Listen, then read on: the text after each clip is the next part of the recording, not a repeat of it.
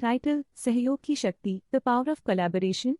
कहानी का आरंभ होता है एक छोटे से गांव में, जहां प्रकृति की खूबसूरती और सादगी एक साथ बसी रहती थी। गांव की एक बूढ़ी और सादगी से भरी महिला थी, जिनका नाम राजश्री था। राजश्री को अपनी सहानुभूति और दया के लिए जानी जाती थी। एक दिन गांव में एक अज्ञात बच्चा मिला, जिसे सभी लोग नई वार्ता बनाकर आशीर्वाद दे रहे थे।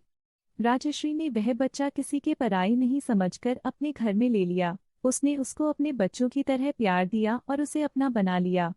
बच्चा किसी अज्ञात राजा का था, जिसने गुप्त रूप से देख रखा था कि उसका बच्चा सुरक्षित है। गुजरते समय के साथ बच्चा बड़ा हो गया और राजा ने अपनी असली पहचान बता दी। उसने राजश्री को उसकी सेवानिवृत्ति के लिए बहुत धन से भरा हुआ संरक्षित पुराना खजाना दिया।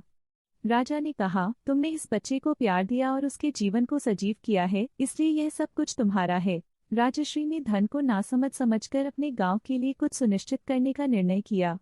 उसने गांव के लोगों को एकजुट होने का संदेश दिया और उन्हें बताया कि इस धन का सही उपयोग कैसे किया जा सकता है। गांव वाले मिलकर एक योजना बनाई। वे स्वयंसेवक समूहों का गठन करने, शिक्षा और स्वास्थ्य सुविधाओं को सुधारने और गांव के युवा को और बेहतर रोजगार की संभावना प्रदान करने का निर्णय लिया। राजश्री ने उनकी गाइडेंस और समर्थन के साथ इस सभी को संबोधित किया और उन्हें सहारा दिया। गांव की स्थिति धीरे धीरे सुधरने लगी। नई योजनाओं ने गांव वालों को सशक्त बना दिया और उन्हें नई सोच और साझेदारी की ओर प्रवृत्ति किया। सभी ने एक दूसरे की मदद करने का संकल्प लिया और गांव को एक नया दिशा प्रदान किया। एक दिन एक यात्री गांव आया और देखकर हैरान हुआ। यहाँ कैसे हुआ? इतने छोटे से गांव में इतनी तरक्की कैसे हो गई?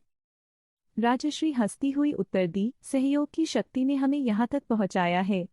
जब सभी मिलकर काम करते हैं तो कोई भी मुश्किल आसान हो जाती है। यह कहानी हमें यह सिखाती है कि जब लोग साथ मिलकर काम करते हैं और सहयोग करते हैं तो कोई भी मुश्किल आसान हो जाती है। साझेदारी और समर्थन से ही विकास और समृद्धि हो सकती है, चाहे समस्या जो भी हो।